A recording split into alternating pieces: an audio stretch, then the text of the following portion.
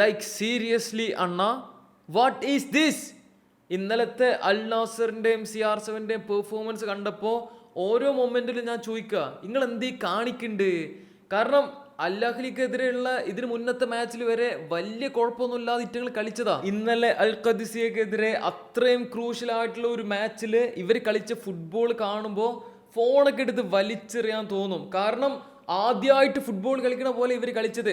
ആദ്യമായിട്ട് ഒരു 11 പ്ലേയേഴ്സിനെ അവിടുന്ന് പിടിച്ചൊരു ടീം ഇട്ടിട്ട് നിങ്ങളാണ് കളിക്കുക പറയില്ലേ, ഒരു കെമിസ്ട്രി ഇല്ലാത്ത, ഒരു പരസ്പര പരിചയമില്ലാത്ത ആൾക്കാർ കളിക്കണ പോലെ.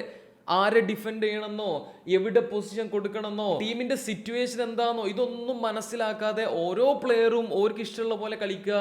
പിന്നെ ഓർക്ക് തോന്നുമ്പോൾ ഡിഫെൻഡ് ചെയ്യാൻ വേണ്ടിയിട്ട് ഇറങ്ങുക, തോന്നുമ്പോൾ എനർജി കാണിക്കുക.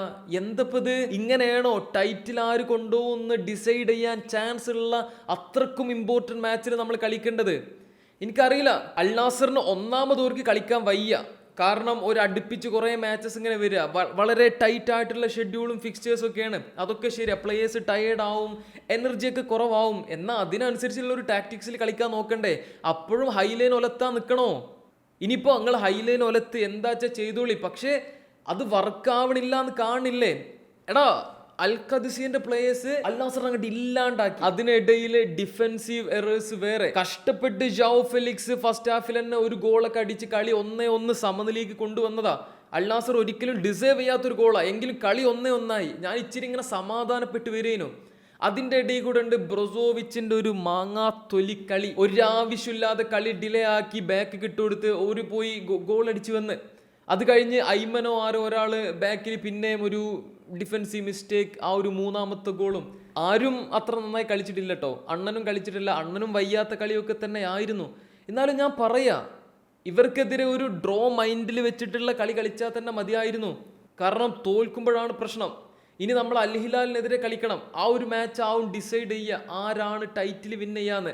അൽ ഹിലാലിനെതിരെ കൂടെയൊക്കെ തോറ്റാലേ ആണ് മറന്നാളി. ട്രോഫിയും തേങ്ങാക്കോലിയും ഒക്കെ മറന്നാളി.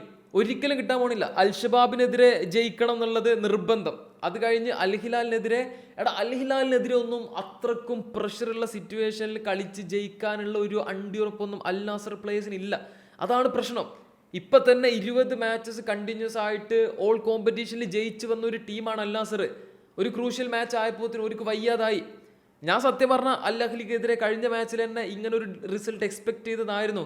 പക്ഷെ അവിടെ ഒരെണ്ണം സർപ്രൈസ് ചെയ്ത് കളി ജയിച്ചു.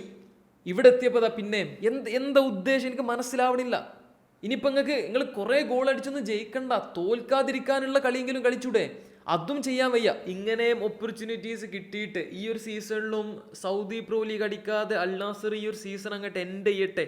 എൻ്റെ വായിലുള്ളത് മൊത്തം ഇവർ കേൾക്കും. ഉള്ള കാര്യം പറഞ്ഞുതരാം. അണ്ണനൊരു ട്രോഫി കിട്ടണമെങ്കിൽ ഇനി എന്ത് ചെയ്യണം? ഈ സൗദിയിലൊരു സാധനം കിട്ടണമെങ്കിൽ പൈസ കൊടുത്ത് വാങ്ങേണ്ടി വരും. ഇനി ആൾക്ക് കിട്ടുന്ന സാലറി എല്ലാം തിരിച്ചു കൊടുത്തിട്ട് എന്തൊരു കഷ്ടം നോക്കണേ. വേറൊരു കാര്യം കൂടെ ഞാൻ പറയാം, ഇത്തവണയും കപ്പൊന്നും അടിച്ചില്ലെങ്കിൽ അണ്ണൻ എന്നുള്ള പദവി ഞാൻ ശരിക്കും വിജയ് അണ്ണൻ അങ്ങോട്ട് കൊടുക്കും. കാരണം അയാൾ അവിടെ ചെയ്യണത് എന്ത് തേങ്ങാക്കൊല, 100 സീറ്റോ എന്തപ്പത്? ഒരു മര്യാദക്ക് വേണ്ടേ ചെയ്യുമ്പോ? First try.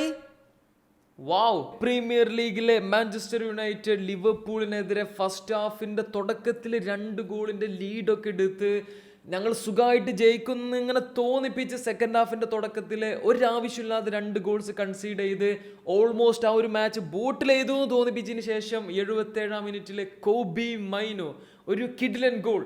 ആ ഒരു ഗോളിൽ 3-2 ജയിച്ചിട്ടുണ്ടായിരുന്നു. ഞാൻ ചോദിക്കട്ടെ, ഈ കീപ്പേഴ്സ് ചില സമയത്ത് സെൻട്രിക്ക് പാസ് കൊടുക്കുമ്പോൾ ഇവരാലോചിക്കലും ചുറ്റുള്ള സറൗണ്ടിങ്സ് നോക്കലൊന്നുമില്ലേ? എന്ത് പൊട്ട ഗോളാ കൺസീഡ് ചെയ്യുന്നുണ്ട് ചില സമയത്ത്. എന്തൊക്കെയാണെങ്കിലും അവർ ജയിച്ചിട്ടുണ്ട്.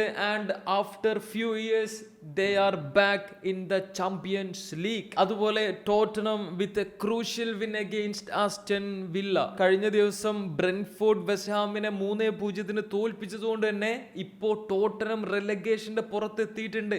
17-ാം സ്ഥാനത്ത്. വെസ്റ്റ് ഹാമിനേക്കാൾ ഒരൊറ്റ പോയിന്റിന്റെ മാത്രം ഡിഫറൻസ്. ടോട്ടനത്തിന്റെ റെലഗേഷനും അതേസമയം ആഴ്സണൽ ചാമ്പ്യൻസ് ആവുന്നതും അങ്ങനെയൊക്കെ സ്വപ്നം കണ്ട കുറെ ആളുകൾ ഉണ്ടായിരുന്നു. ഇതിലിപ്പോ ഇനി ഏതാണ് നടക്കുക ഏതാ നടക്കാതിരിക്കുക എന്നുള്ളതിനെ പറ്റിയിട്ട് ഇപ്പോഴും ഒരു ഉറപ്പായിട്ടില്ല. ഏറ്റവും ലാസ്റ്റ് മാച്ച് ഡേ വരെ നമ്മൾ വെയിറ്റ് ചെയ്യേണ്ടി വരും. ഹാ, എന്തൊക്കെ കാണണം. അത്രക്കുള്ളൂ. നിങ്ങളുടെ ഒപ്പീനിയൻസും കാര്യങ്ങളൊക്കെ കമൻറ്റ് ചെയ്യുക. അതിനിടയിൽ റയൽ മാഡ്രിഡ് ജയിച്ചിട്ടുണ്ടായിരുന്നു, വെറുതെ ഒരു രസത്തിന്. ഇനി എൽ ക്ലാസിക്കോയിൽ ബാർസ റയലിനെ പൊട്ടിക്കും.